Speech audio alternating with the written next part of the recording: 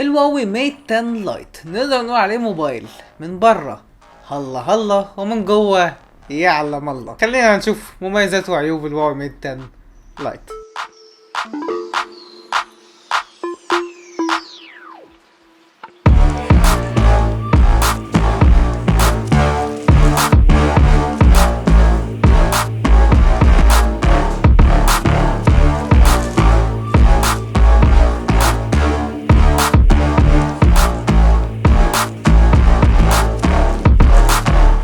سلسلة الهواوي جي ار 5 كانت من أقوى السلاسل على مر السنين ومن أقوى الموبايلات اللي بتبيع في الفئة المتوسطة.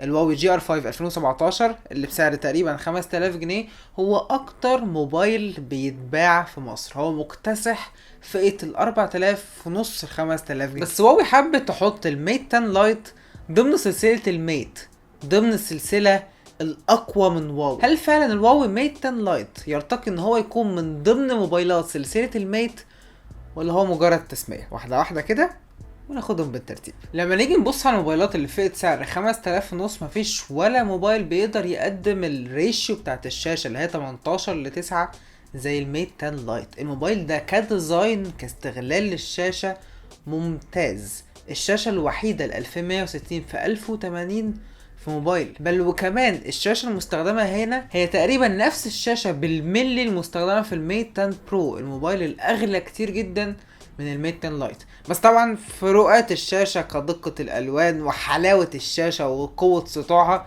تختلف طبعا عن الميت 10 برو عن الميت 10 لايت، لكن انا بتكلم هنا حجم الشاشة واستغلال الشاشة من واجهة الجهاز هي بالظبط زي الميت 10 برو في الميت 10 لايت. من الحاجات اللي كنت محتاج ان انا اجربها فعلا في الموبايل هو المعالج كارن 650 اللي هو اختارته في الميت 10 لايت. بصراحه ما كنتش عارف هل المعالج ده هيكون ضعيف ولا لا. المعالج ده نسبيا يعتبر ضعيف، مش اقوى معالج في الفئه دي. في سناب دراجون 650 زي اللي موجود في الشاومي ريدمي نوت 4 احسن بكتير قوي من الكارن 650، ولكن النظام نفسه ما حسيتش فيه بتهنيجات تماما. فلو انا ما حسيتش بتهنيجات في بروسيسور نسبيا ضعيف، فانا كشخص انا مش متضايق. وال 4 جيجا بايت رام بتوع هواوي برضو مستخدمين استخدام كويس جدا. الرام مانجمنت لحد ما مش قد كده.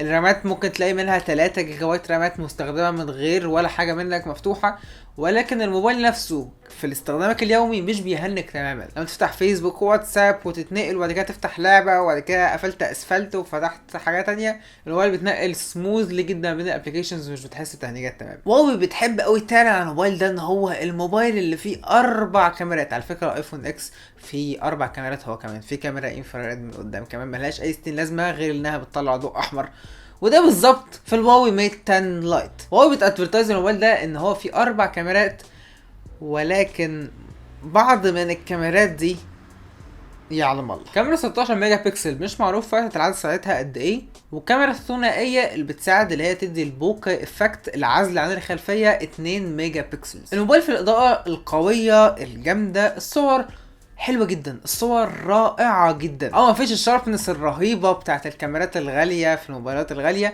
ولكن الصور مقبولة جدا والعزل كان جامد. العزل قوي بيقدر يعزل حاجات اكتر من اي موبايل انا استخدمته. ولكن لو اخدت الموبايل ده في اضاءة ضعيفة نسبيا الصور مش حلوة تماما. وكون ان فتح العدسة مش معروفة، فاعتقد المشكلة الاكبر في الكاميرا بالنسبة لي كمستخدم بصور صور بالليل كتير هي فتحة العدسة، هي المشكلة في الكاميرا ال 16 ميجا بكسلز. ولكن مرة تانية في الاضاءة القوية الكاميرتين اللي في الخلف بيقدروا يعزلوك عن الخلفية.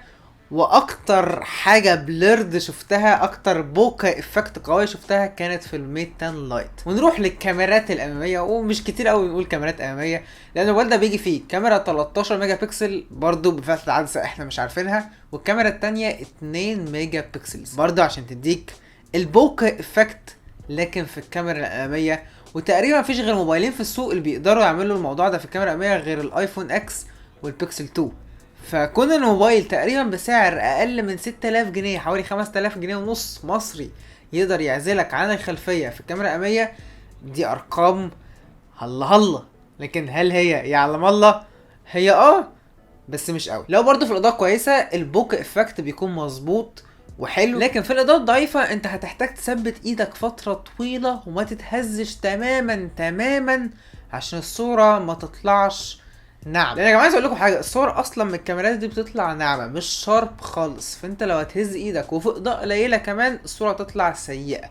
لكن الصور مقبوله جدا لو انت في اضاءه معقوله، او لو كمان في اضاءه استوديو او اضاءه شمس، الصور تطلع ممتازه جدا.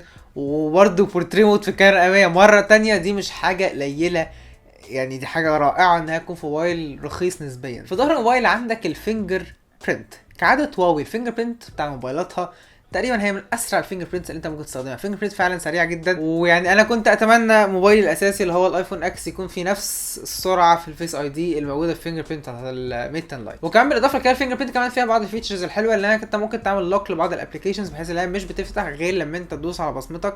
حاجه بتحميك مثلا لو في ابلكيشن معين زي امازون او كده، في كريدت كاردز بتاعتك بتحميك ان محدش يدخل يشتري حاجات عن طريق الكارت بتاعك لو حد اخذ منك الموبايل يستلفه، او حتى لو انت اتسرقت تكون محمي في ابلكيشنز معينه. برضه حاجه كانت عجبتني جدا فينجر برينت، الجستشرز اللي انت ممكن تعملها عليها. ممكن تتحرك في الجاليري يمين وشمال في الصور، او تنزل من فوق وتحت فتنزل نوتيفيكيشن وتطلع نوتيفيكيشن. كانت حاجه عجبتني جدا. برضه فيتشرز عجبتني جدا في الميت 10 لايت في الاي ام يو اي، النوك.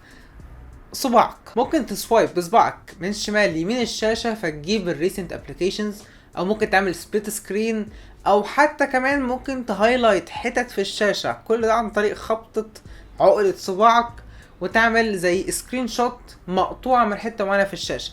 فكل دي فيتشرز حلوه جدا في الاي ام يو اي اللي مبني على اندرويد 7 واندرويد 7 مش اندرويد 8. واخر فيتشر عجبتني في النظام فيتشر الاب توين. بتقدر تعمل نسختين من تطبيقات السوشيال ميديا، حاجه زي الفيسبوك الواتساب وغيرها من التطبيقات، ممكن تعمل منها نسختين.